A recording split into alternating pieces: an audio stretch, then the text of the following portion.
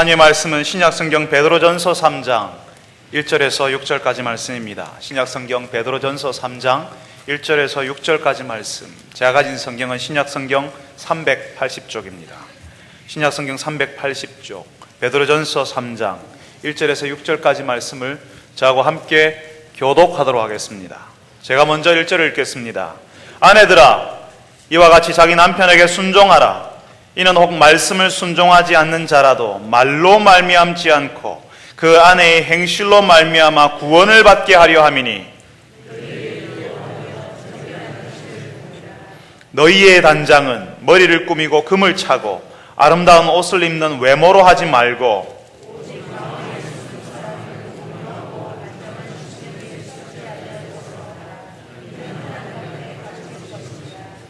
전에 하나님께 소망을 두었던 거룩한 부녀들도 이와 같이 자기 남편에게 순종함으로 자기를 단장하였나니, 사라가 아브라함을 주라 칭하여 순종한 것 같이 너희는 선을 행하고 아무 두려운 일에도 놀라지 아니하면 그의 딸이 된 것이니라.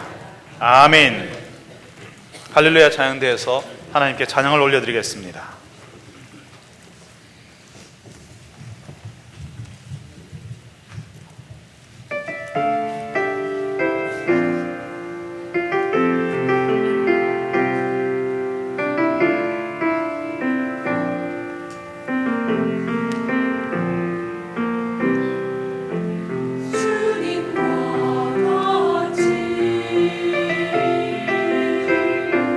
내 마음 만지는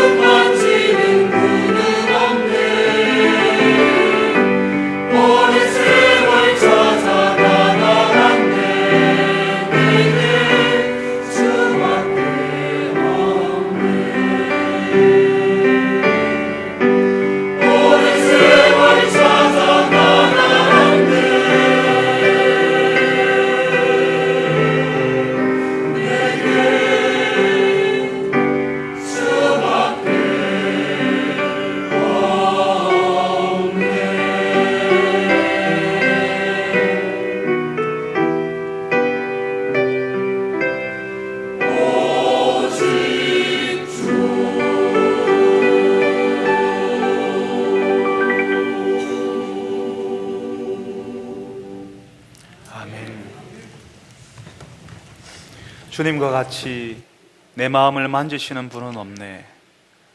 세월이 오래 지나고 난 다음에 정말 주밖에 없었습니다라고 고백할 수 있는 저희들 되게 하여 주옵소서. 주님, 그래서 주와 같은 분밖에 없기 때문에, 주님처럼 우리를 마음을 만지시는 분이 없기 때문에, 주님, 그래서 저희들이 주를 사랑한다고 고백합니다. 오늘 그 주의 말씀을 다시 한번 듣고자 합니다. 주님, 우리의 귀를 열어서, 우리의 마음을 열어서 오늘도 우리에게 말씀하시는 하나님의 음성을 들을 수 있게 하여 주옵소서. 예수님의 이름으로 기도합니다. 아멘. 여러분, 오늘 같이 성경을 읽으면서 어떤 분들은 굉장히 충격적으로 이 말씀을 읽으셨을 것 같습니다. 목사님 여성의 달 한다고 했으면서 여성들에게 한다는 말씀, 여성들에게 힘나는 말씀 하실 줄 알았는데 이런 말씀이냐고 너무하다고 생각하는 분들이 계실지도 모르겠습니다. 세상에 남편에게 순종하라니 이게 말이 되냐고 그런 생각을 하는 분들이 있을지도 모르겠습니다. 우리 시대가 그런 시대가 아니거든요. 아직 아니라고 하지만 여성들의 힘이 남자들을 넘어서는 시대에 우리가 살고 있습니다. 실제로요, 아내에게 매맞는 남편들도 점점 늘어난다고 하지 않습니까? 왜 그런 이야기 있잖아요. 남편이 퇴직하고 나서 집에 왔는데 이제 외출하는 아내에게 어디 가냐고 물으니까 맞았다면서요. 몇 년 더 지나고 나니까 밥 차려달라고 해서 맞았답니다. 나중에는 아침에 눈 떴다고 맞고요, 아직도 숨 쉬고 있다고 맞는답니다. 우스갯소리지만 이런 이야기들 속에는 그 시대를 반영하고 있습니다. 남자들이 초라해지기 시작했고 여성들의 소리가 커지기 시작했다는 의미 아니겠습니까? 실제로 우리 교회에도요, 농담처럼 그런 말씀을 하시는 남자 집사님이 계십니다. 자신의 집안 식구가 4명인데 자신이 집에서 서열 4위래요. 그런데 자기 집에 개를 키우면 5위가 된답니다. 그 집에 개 키우지 않기를 여러분 간절히 기도해 주십시오. 아내의 힘이 커지고 여성의 독립적인 지위가 점점 더 많이 인정되는 시대가 되었는데, 오늘 우리가 읽은 말씀은 우리 시대와는 조금 맞지 않는 내용을 담고 있는 것 같습니다. 아내들아, 자기 남편에게 순종하라 하잖아요.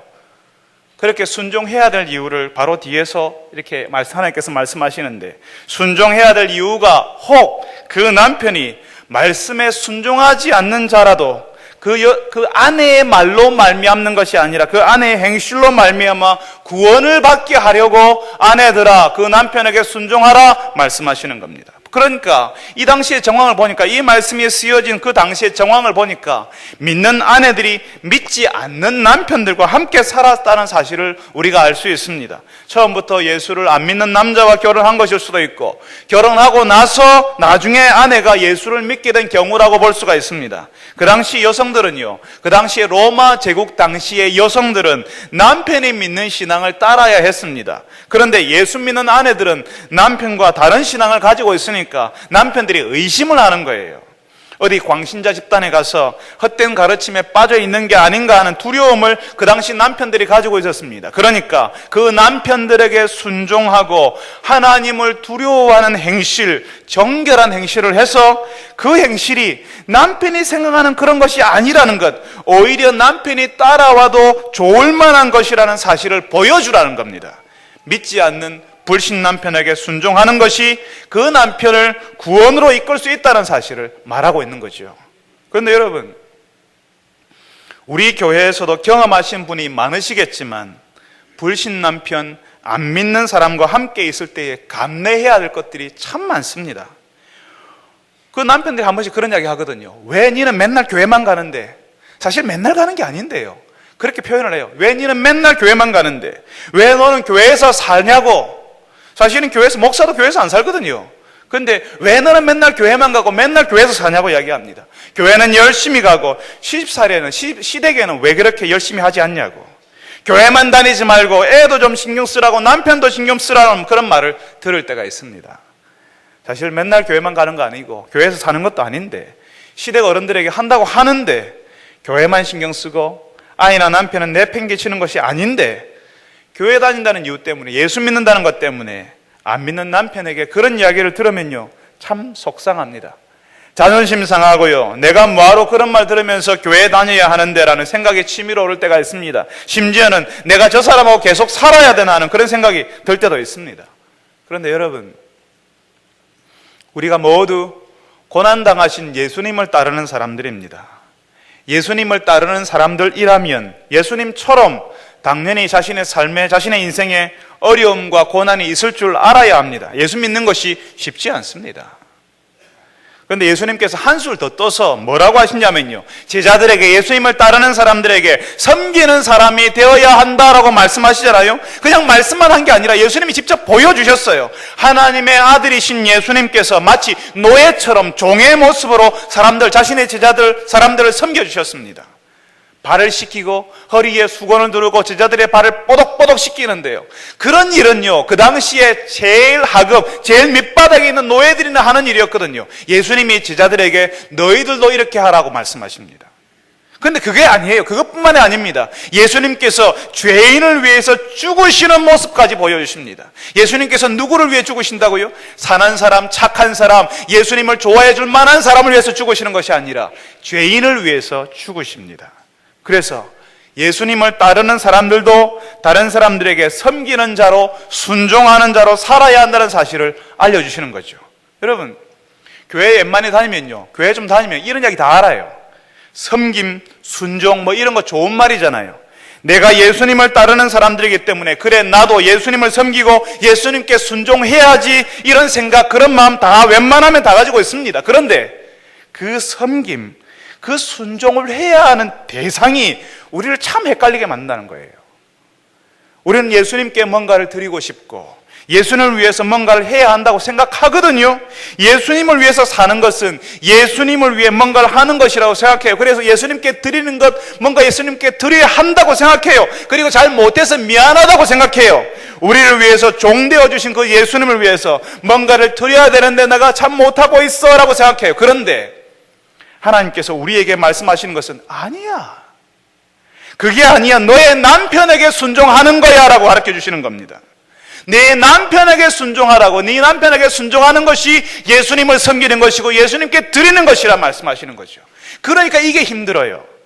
예수님께 순종하는 것은 쉽고 예수님께 헌신할 마음은 돼 있어요. 그런데 남편은 아니거든요. 저 원수 덩어리, 평생 원수, 아이들만 아니면 벌써 헤어졌을 거라고 생각하는 마음의 후회를 불러일으키는 그 사람에게 순종하라니까, 이건 아닌데 하는 생각이 드는 겁니다. 거기다가 우리는 예전부터 그런 이야기를 들었거든요. 가정이 화목하지 못하고 홀로 예수를 믿는 여성들이 교회에서 위로를 참 많이 받았습니다. 어떤 위로를 받았냐면요, 사람 남편을 바라보지 말고 예수 남편 바라보라고 하는 말에서 위로를 받았습니다. 그래, 저 남자에게 무슨 소망이 있겠냐고, 예수를 바라보자고, 예수님을 바라보자고 하고 예수님을 더 열심히 따랐거든요. 그러니까 자연히 그 남자, 그 남편은 예수님과 비교되는 거예요. 신앙도 없는 남자, 아내의 마음을 몰라주는 저 남자, 자상함이라고는 눈 닦고 찾아봐도 없는 그 남자가 바로 내 남편이니까 그런 남편 은근히 무시하는 겁니다. 어쩔 수 없이 함께 사니까 최소한의 할 일은 하지만 그 남편에게 순종한다는 것은 말도 안 되는 일이죠. 누가 남편 좋은 점을 이야기하면요, 픽 하고 웃어버립니다. 아내 여러분, 여러분들이 믿고 있는, 그래서 따르고 있는 하나님께서 말씀하십니다. 예수님을 따르는 사람이라면, 예수님을 믿는 사람이라면 자신의 남편에게 순종해야 한다고요. 자신의 남편에게 순종해서 예수님을 따르는 사람이라는 사실을 보여야 한다고요. 자신의 남편에게 순종하지 않는 사람은 예수님을 정말 따르는 사람이 아니라는 사실을 말씀하십니다.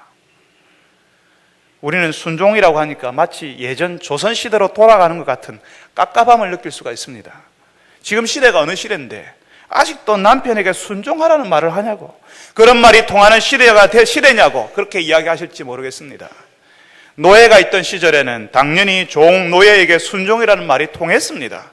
당연히 그래야 하는 줄 알았습니다. 그런데 우리는 이제 종, 노예는 일단 제도적으로 사라진 시대에 살고 있습니다. 그러니까 순종, 복종이라는 말이 참 답답하게 여겨진다는 거죠. 그런데 여러분, 하나님의 아들이신 예수님께서, 하나님의 아들이신데 만유의 주라고 우리가 오늘 고백했는데, 그런 분이, 그런 예수님께서 우리를 종처럼 노예처럼 섬겨주셨잖아요. 예수님께서 자원하여서 스스로 그렇게 해주셨잖아요. 스스로 죽는 자리에까지 예수님께서 그렇게 되어주셨잖아요.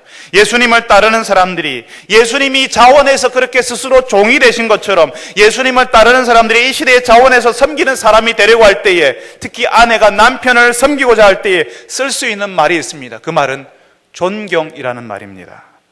사실 존경하게 되면 순종하게 되고, 존경하면 섬기게 되죠. 그러니까 21세기 아내들에게 하나님께서 하시는 말씀은 너의 남편을 존경하라 하는 겁니다. 사람을 만드신 하나님께서요, 사람들을 인격적인 존재, 관계의 존재로 만드셨습니다. 여성이 남자와 함께 있을 때 더 여성스러워지고, 남성이 여자와 함께 있을 때에 남자가 더 남자다워집니다. 그런 관계의 존재로 만드셨습니다. 여성들은 사랑을 받고자 하는 존재로 만드셨고, 남성들은 존경을 받고자 하는 존재로 만드셨습니다. 그러니까 여성들은 남편의 사랑을 받고 싶어 하거든요. 남편은 아내의 존경을 먹고 삽니다. 큰 회사를 경영하고 직장에서 높은 직급이 있어서 그 아래에 많은 사람들이 그 사람 한 말 한마디에 이리 움직이고 저리 움직이는 그런 일을 하는 남자라 할지라도, 집에서 아내에게 존경받지 못하는 남자라면 행복한 남자가 아닙니다. 회사에서 평생 평직원으로, 심지어는 그냥 시간제로 일하는 그런 분이라 할지라도 가정에서 자신을 바라봐주고 존경해주는 아내가 있으면 그 남자는 세상의 어떤 남자보다 행복한 남자입니다. 세상을 다 가진 남자처럼 살 수가 있습니다. 그 남자를 존경해주는 아내, 그 남편을 존경해서 그 남편의 말을 따라주고 믿어주는 아내를 처음에는 어리석은 남편들이 잘 몰라줄 수 있습니다. 결혼한 여자가 다 그래야 되는 거 아이가? 내가 바깥에서 쇠가 빠지게 고생해서 돈 벌어다 주는데 그렇게 존경하는 것이 당연한 거 아니냐고 자기가 대단해서 아내가 존경하는 줄로 착각하는 남편 있습니다. 심지어는 그런 아내를 무시하고 힘들게 하는 남편도 있습니다. 그런데 여러분, 바로 지금 우리가 오늘 읽었던 이 말씀이 쓰여진 그 당시는 더 그랬습니다. 더 심각했습니다. 수십 년 전만 해도 우리 사회에서요, 사회 통념이나 법이 여인들을 제대로 보호하지 못할 때는요, 남편에게 매맞고 온갖 악한 말을 듣고 지냈던 아내들이 정말 많았습니다. 그런데 그때 예수를 믿던 그 아내들이 남편을 위해서 기도하고 또 기도했습니다. 그리고 남편을 섬겨주었습니다. 그렇게 오늘 우리가 읽었던 이 말씀처럼 자신의 남편에게 순종하고 섬겨주었던 그 아내들 때문에, 하나님의 말씀에 순종했던 그 아내들이 남편을 위해서 기도하고 또 기도했기 때문에 하나님께서 그 남편의 마음을 움직이시더라고요. 그 남편들이 교회를 나와요. 도저히 존경할 만한 남편이 아닌데 계속 존경해 주니까, 여러분, 잘해주는 남편에게 아내가 잘하는 건 너무 당연한 일입니다. 남편이 나에게 잘해주니까 그 아내도 그 남편에게 잘하게 돼요. 그런데 잘 못하는 남편은 존경하는 것은 아무나 하는 것이 아닙니다. 마치 예수님이 죄인을 위해서 자신을 내어주신 것처럼, 의인, 착한 사람, 선한 사람을 위해서 자신을 내어준 것이 아니라 죄인을 위해서 자신을 내어준 것처럼 예수님을 따르는 아내들에게 존경할 수 없는 남편 존경하라고 하십니다. 그래서 그 아내들이 그렇게 하니까요, 시간이 흘렀는데 그 남편들이 교회 나오더라고요. 처음에는 아내들이 딱 그렇게 이야기하잖아요. 교회 행사가 있고 교회 무슨 집회가 있으면 딱 한 번만 가보자고 하거든요. 딱 한 번만 가보자고 했는데, 그래서 그 남편들이 아내 소원 하나 못 들어주겠냐고 하고 교회 와서 앉아있는데, 교회 목사가 모르는 소리, 한심한 소리는 하니까 다음에는 절대로 안 간다고 마음먹었거든요. 그런데 그 한 번 교회 나왔다고 아내가 너무 좋아하는 거예요. 마치 세상을 다 얻은 사람처럼, 어린아이처럼 좋아하고 남편이 좋아하는 걸 해주려고 하고 노골적으로 좋은 표를 내니까, 그러면 다음에 한 번만 더 갈까? 그런 말을 하다가요, 한 번이 두 번이 되고 세 번이 되고 나중에 목사가 전하는 말씀이 어느새 한심한 이야기가 아니라 하나님의 음성으로 들리기 시작하고 예수 신앙을 받아들이기 시작하는 겁니다. 아마 여기에 앉아있는 남편 중에는 그런 분이 있을 겁니다. 예전에 집에서 구역 예배 드릴 때면 바로 외출해버리고, 집에 교인들이 찾아온다 하면 집에 숨죽인 듯이 죽은 사람처럼 옆에 방에다 그냥 다 있었던 그런 분 있을 겁니다. 아마. 아내가 먼저 예수 믿고 그 아내 때문에 어쩔 수 없이 교회로 나왔던 남편들이 있을 겁니다. 지금도 목사의 한심한 소리를 참아주면서 아내 때문에 나와주는 남편이 있을지도 모릅니다. 사랑하는 성도 여러분, 특별히 아내 여러분, 예수님을 따르는 여러분들이 섬겨야 할 대상은 남편입니다.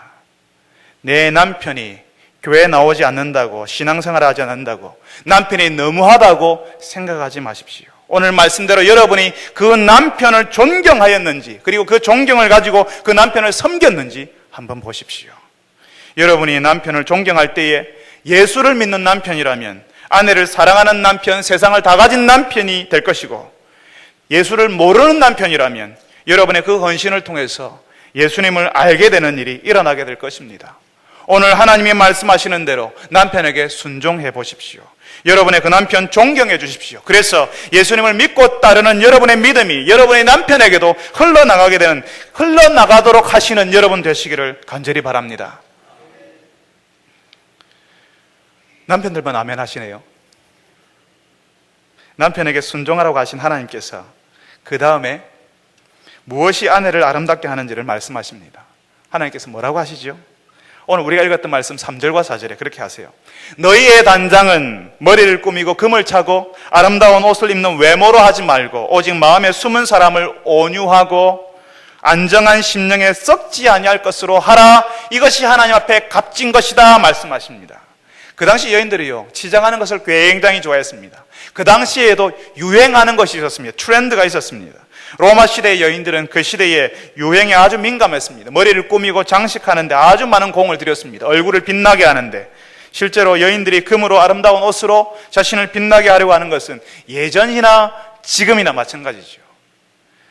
얼마 전에 우리 교회 휴게실, 로뎀 휴게실에 내려가 보니까요, 거기에 중학교 3학년, 고등학교 1학년쯤 된 아이들이, 거기에 여자아이들이요, 손거를 보면서 얼굴을 막 만지고 있어요. 화장을 하고 있어요. 속눈썹이 제대로 붙어 있는지 보고요, 눈가에 연필 같은 걸로 막 그리고 있어요. 이미 입술은 빨간 것을 칠해놓고 있더라고요. 우리 시대가 한 살이라도 어릴 때부터 우리 외모를 다듬는 화장 기술을 열심히 연마하는 시대 아닙니까? 그런데 그런 시대 풍조를 하나님께서 아시는지 모르시는지 여인들에게, 마음에 숨은 사람에게 온유하고 안정한 심령에 썩지 아니할 것으로 단장하라 하십니다. 그러니까 그 내면을 풍성하게 하라, 그 내면을 채우라 하는 거죠. 어떤 분들은 우리가 읽었던 이 말씀을 보면서, 그러니까 이 말씀을 따라서 옷에 신경 쓰고 외모에 신경 쓰는 사람 것은 아주 천박한 것으로 생각하려고 합니다. 외모에 신경 쓰는 사람은 영적인 사람이 아닌 것처럼 오해를 하려고 하는 거죠. 여러분, 그렇게 따지면요, 패션 모델이 직업인 사람은요, 옷을 입는 것이 직업인 사람은 어떻게 하죠? 옷을 잘 입는 사람, 특별히 시각적으로 민감해서 계절별로 스카프를 사용하고 옷을 아래위 색깔 맞추어서 입는 사람은 세속적이고 영적이지 않은 사람입니까? 여러분, 그런 것이 아닙니다. 하나님께서 우리에게 그런 감각을 주셨습니다. 할 수 있다면 적절한 방식으로 우리 외모에 신경을 써주는 것이 좋은 것입니다. 봄에 한번 잘 입은 옷차림은 집안일 하던 여인에게 자신감을 가져다 줍니다. 별것 아닌 그 옷차림 때문에 그의 기분이 상쾌하게 되고요, 스트레스가 날아가 버립니다. 남편이 골라준 귀걸이 한 쌍 때문에 그 아내가 전도에 가서 혹은 사랑방 모임에 가서 동창회 모임 가서 고개를 이리 돌리고 저리 돌리면서요, 사람들이 알아주기를 바라는 어린아이 같은 모습으로 바꾸어지는 겁니다. 집사님 아시죠? 그죠? 오늘 하나님께서 우리에게 말씀하시는 것은 미용실에 가서 파마를 하고 새로운 모양의 머리 스타일을 하고 옷에 신경을 써서 입는 것 금해라, 그러면 안 된다 말씀하시는 것이 아닙니다. 하나님이 말씀하시는 것은 여인들이 그 외모에만 신경을 쓰고 더 나아가서 진짜 아름다움이 흘러나올 수 있는 그 내면을 단장할 줄 아는 그런 여인이 되어라라고 말씀하시는 겁니다. 우연히 방송에 나오는 사람들의 이야기를 들은 적이 있습니다. 나이가 좀 있는데 여전히 아름다운 미모를 가진 분이 나왔는데요, 사회자가 그분에게 어떻게 그런 미모, 그런 피부를 유지할 수 있습니까? 라고 물었어요. 그러니까 그분이 그래요. 자기는 튀긴 음식, 밀가루 음식 뭐 이런 거 절대로 안 먹고 물 자주 마신다, 그런 말 했습니다. 그리고 운동을 자주 한다, 스트레스 안 받으려고 한다, 뭐 우리가 다 아는 말 했습니다. 그러니까 우리의 외모가요, 바깥으로 드러나는 피부가 뭘로 결정이 되는가 하면 우리가 뭘 먹는가, 무엇이 우리 속으로 들어가는가로 결정된다는 거죠. 그냥 단순히 음식을 잘 먹는 것만으로도 사람의 외모를 조금 더 빛나게 할 수 있다면, 우리의 마음을, 우리의 내면을 하나님의 좋은 것으로 채울 때에 그 아름다움이 얼마나 대단하겠습니까? 그 아름다움이 얼마나 오래 가겠습니까? 그리고 하나님께서 얼마나 기뻐하시겠습니까? 오늘 우리가 읽은 말씀은 그 내면, 그 속사람을, 우리의 내면, 우리의 속사람, 겉사람 말고 우리의 속사람을 마음에 숨은 사람이라고 표현합니다. 마음에 숨은 사람이라고 표현하고, 그 숨은 사람, 우리의 내면을 단장하라고 하거든요. 무엇으로? 온유하고 안정한 심령에 썩지 아니할 것으로, 안 썩는 것으로, 없어질 것이 아니라 없어지지 않는 것으로 단장해라. 그러니까 온유한 성품으로, 차분하고 쉽게 요동하지 않는 성품으로 내면을 장식하라, 채우라 하십니다. 많은 분들이요, 온유하다는 말을 성격 좋다, 천성이 착하다는 말로, 그래서 나면서부터 성격 좋은 사람을 가리켜서 온유한 사람, 온유하다는 말을 쓰려고 합니다. 저 사람은 처음부터 착해서 날 때부터 원래 착한 사람이었어 라고 이렇게 그런 말을 하기 좋아합니다. 그런데 하나님께서 우리에게 알려주시는 온유하다는 말은 처음부터 타고나는 우리의 기질을 말하는 것이 아닙니다. 오직 하나님의 은혜를 알고 그 은혜로 살아간다는 사실을 깨달았을 때에 저절로 생기게 되는 마음의 자세, 마음의 상태를 말합니다. 오직 하나님의 은혜로 살아간다는 사실을 알았으니까 내가 자랑할 게 없죠. 하나님의 은혜로 사니까 내가 자랑할 것이 없고, 내가 더 가졌다고 자랑할 것도 없고, 내가 가지지 못했다고 부끄러워하거나 열등감을 가질 필요도 없습니다. 하나님께서 우리를 살게 하시고 우리를 있는 모습 그대로 기뻐하시고 사랑하신다는 사실을 안 사람은 하나님이 바라주신 은혜에 감사하고 자신을 사랑하게 됩니다. 예전에는 그랬어요. 누가 흉을 보면, 자기 이야기를 하면 분노 가운데 파르르 떨면서 자존심 상한다고, 상처받았다고, 네가 교회를 떠나든지 내가 떠나든지 한번 해보자 했지만, 이제는 내게 있는 문제를 겸손히 바라보고 하나님의 은혜를 구하게 되는 겁니다. 다른 사람에게도 사실은 내가 그런 못난 사람이라고 솔직하게 말하는 상태, 내 모습이 부족하기 때문에 다른 사람 앞에서 내 스스로를 낮추는 상태, 이런 상태를 가리켜서 온유하다라고 말하는 겁니다. 그러니까 하나님 앞에서 자신이 어떤 사람인지 발견하는 사람에게 동일하게 나타나는 현상이 있는데, 동일하게 나타나는 성품이 있는데, 그게 바로 온유하다라는 것입니다. 이런 사람은 시간이 지날수록 자신의 부족함을 부끄럽지만 인정할 줄 알게 되고, 함께 있는 사람을 존중하고 그 사람을 자신보다 낮게 여기게 되는 겁니다. 그래서 가정에, 모임에 이런 여성이 있으면, 이런 사람이 있으면, 온유한 사람이 함께 있으면 모임이 편안해집니다. 여러분, 편한 의자에 앉아 보셨어요? 여러분이 지금 앉아있는 의자에 엉덩이와 등에 부담을 덜어주는 쿠션이 붙어 있지요. 푹신하고 편안하실 겁니다.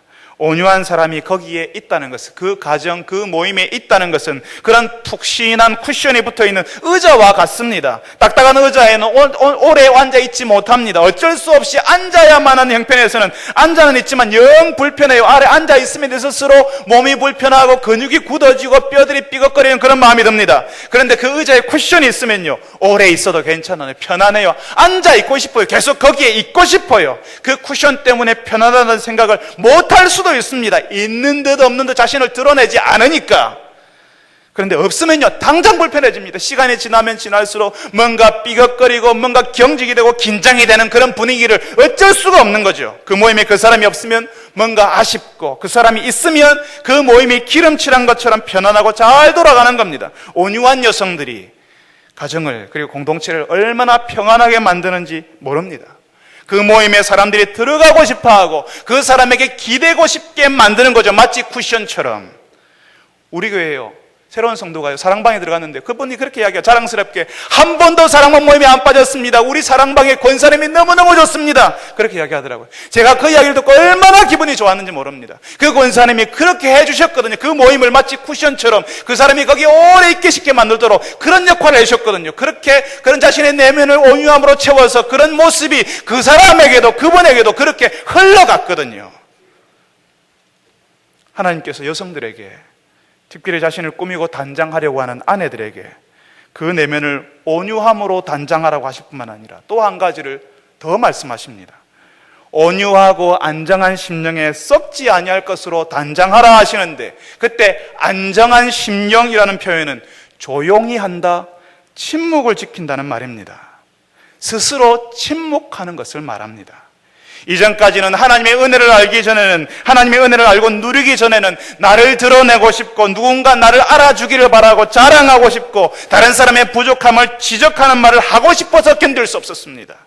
또 내가 얼마나 부당한 대우를 받는지, 다른 사람과 비교해서 내가 얼마나 답답한 형편에 있는지, 어려운 형편에 있는지 말하고 다녔지만, 이제는 그런 말을 줄이거나 그런 말을 해야 할 때와 하지 말아야 할 때를 구별하기 시작한다는 거죠. 예전에 저는 청년 사역을 한 적이 있었습니다. 그때 함께 사역했던 형제가 있었는데요, 그 형제가 나중에 목사가 되었습니다. 그 형제가 고등학교 시절에 간염을 앓았거든요. 너무 아파서 학교를 다니지 못했습니다. 고등학교 졸업하지 못했습니다. 그런데 하나님의 은혜로 건강을 완전히 회복하고 난 다음에 검정고시로 고등학교 과정을 통과했습니다. 그리고 대학에도 들어갔지요.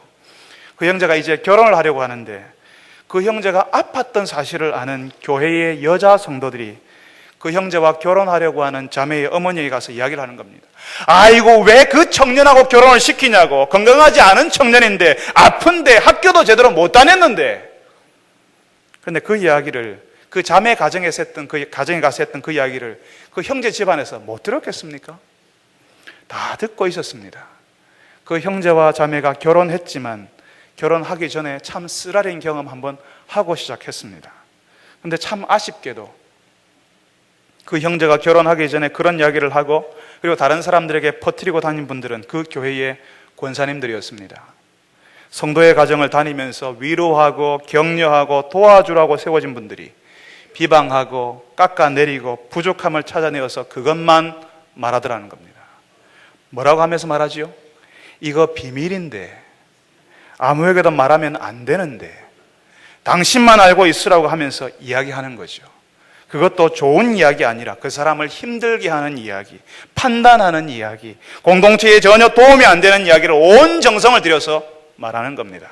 여러분, 오늘 하나님께서 여성들에게, 아내들에게 조용할 것에 대해서, 침묵해야 할 것에 대해서 말씀하십니다. 여성들이 자신의 겉모습만 예쁘게 치장하는 것에 대해서 하나님께서는 그 내면도 단장하기를 원하시는데, 온유함으로 그리고 조용함으로 단장하기를 원하십니다. 사랑하는 성도 여러분, 특별히 여성 여러분, 하나님 앞에서 우리가 경험하게 되는 그 온유함은 필연적으로 조용함, 그러니까 말의 침묵을 동반하게 됩니다. 온유한 사람, 하나님 앞에서 자신의 부족함을 알고 그런 부족한 자신을 하나님이 받아주시고 인정해 주셨다는 사실을 아는 사람은 다른 사람의 부족에 대해서 함부로 말하지 않습니다. 다른 사람의 아픔에 대해서 쉽게 이야기하지 않고 다른 사람의 문제에 대해서 함부로 재판관이 되려고 하지 않는다는 겁니다. 함부로 말하기보다는 침묵하게 되죠. 내가 알게 된 다른 사람의 아픔과 비밀을 내가 품고 있으려고 합니다. 그리고 함께 아파하지요.